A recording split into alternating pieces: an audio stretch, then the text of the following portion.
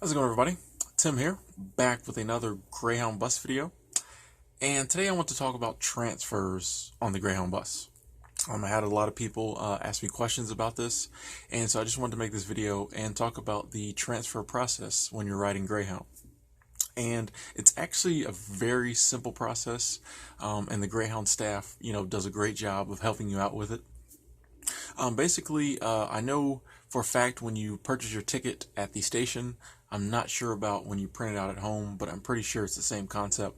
But when you purchase your ticket at the station, it's not just one solid ticket.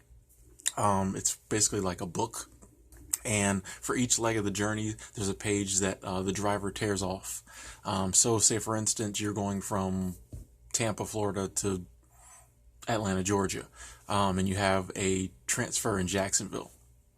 There will be a page that the driver will take when you get on the bus in Tampa that is, going to take you all the way through to Jacksonville. And then there'll be another page in the book that's the page from Jacksonville to Atlanta. And the driver will, tear that page off when you get on the bus in Jacksonville. So for every transfer you have where you're going to be getting on a different bus, there's a different page in your ticket book. So you don't have to purchase any additional tickets. When you punch in and say that you want to go from here to here, all the tickets that you need are already in that packet. You don't have to pay again. It's taken care of. And basically, say you're on a bus and you get to the bus station where we're going to be making a transfer. Typically, if you have a good driver, the driver will tell you, okay, we're coming into Jacksonville, and if you're leaving out for these certain cities, this is the time the bus will be leaving. If you're leaving out for these certain cities, this is the time the bus will be leaving. Some of the drivers will even tell you the gate. Like I say, it kind of depends on the driver and depends on how often they've done this route. Like some of the drivers will tell you everything. Hey, if you're going to Atlanta, it's leaving at 12:30, gate C, blah, blah, blah. But mainly, most of them will always tell you, where what transfers are available here, and roughly, about the times they'll be leaving. If they don't, and you are confused, you can just go inside and go to the desk, and just ask the person at the desk. My next bus is the one going to Atlanta. Where do I need to go? Behind what gate or door do I go? And they'll tell you. Also, a lot of times in the stations, the different gates will have different destinations behind it. So it'll have, because the same buses run every single day. So it'll have, to Atlanta, to New York, to whatever, and you just know to get behind that gate. But like I say, anytime you have a question, you can just ask one of the luggage handlers. You can ask your driver when you get off the bus.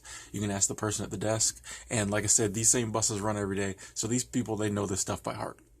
So they'll be able to tell you, 115 gate E. And then you just go and basically stand behind that door. When it's about time for the bus to come, people start lining up behind the doors, about 30 minutes before the bus is supposed to come. So, so they can get a good seat. I recommend doing that. But you just stand behind that door when the driver comes up, opens that door, opens that gate. He'll look at your ticket, make sure that this is the right bus you need to be on. He'll tear that off and keep it. And you're on the next leg of your journey. So like I say, it's super simple. There's really not a lot of margin for error. It's not like the airport where there's tons of flights and tons of different, places you can go. Basically at the Greyhound, you're going to have maybe 4 to 8 doors, and they will call over the PA, over the loud system, when your bus is about to load. They usually call, first load, second load, final boarding. So when you have transfer, you have to pretty much try to miss your bus, because like I say, anyone there will tell you where you need to go. Basically just stand behind that door and you'll get on the bus. One of the other things that will happen is that sometimes it's not a transfer because you'll stay on the same bus, but sometimes you'll have to get off your bus for a while for them to take the bus in and clean it. This happens a lot on long trips. You might be, on bus 1175 for, 5 hours, but halfway through, they want everyone to get off that bus, and there'll be like a 30-minute layover while they clean the bus. So the driver already has your ticket. They have to give you a reboarding pass so you can get back on.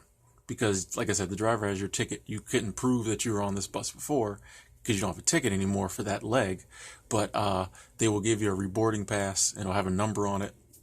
And when it comes time, when that bus is cleaned and it's time for everyone to get back on the bus, they'll say, all reboarders for bus 1175 with boarding pass, reboarding pass 314, get in line first. And then you show them the pass, you get back on the bus, you get your same seat if you want it, a better seat maybe if you didn't like your old seat. And you get back on the bus first, and then the newcomers can get on the bus. So yeah, the 2 times you'll have to get off the bus and get back on a genuine transfer situation, you will have a ticket, the other section of your ticket that'll say you're going from here to there, and you just get on, give it to the driver. If it's not really a transfer, but just kind of a bus cleaning or something like that, you'll have a reboarding pass, and once again, over the PA system, they'll tell you what gate to be in, and they'll call you first to get back on. You just get on the bus. So, like I said, very simple, super easy, not a lot of margin for error. If you're in the station, and you're paying attention, you will get on the right bus. And another thing too, when it comes to transfers, is the luggage. And the drivers and the luggage handlers will let you know about this. There are some transfers where you have to take your luggage and take it with you if your luggage is under the bus. Of course, your carry-on you always take with you. But sometimes at some stations when there's a transfer, they will tell you, hey, your checked bags, wait here and get them. And take them in the station with you, then take them on your next bus. There'll be other situations where they'll say your checked bags will be moved to the new bus for you. So just kind of listen and pay attention. This is one that I see people get wrong all the time. I'm constantly seeing drivers yell at them because people will be trying to get their luggage, and the driver already said, we're putting your checked bags on the next bus. Don't worry about it. So yeah, just keep in mind to, make sure you know what to do with your luggage on the transfer. I say better safe than sorry. Always go down there and ask, unless you just definitely heard them say, we're moving it over for you. But if you have any doubt, just go ask. And like I said, the luggage handlers, they'll tell you, nah, for this bus, we'll move it for you. But yeah, as long as you're, paying attention, and, you got your luggage situation straight, you should have no problem on a transfer. It's really, very simple. One other thing real quickly, if you are on a bus and you miss your transfer, this happened to me. My bus was late and I had kind of a 30-minute window between a layover, and I missed it. My bus was like an hour late. So I missed my transfer. Immediately go to the desk and ask about getting on the next bus, and they will try to charge you.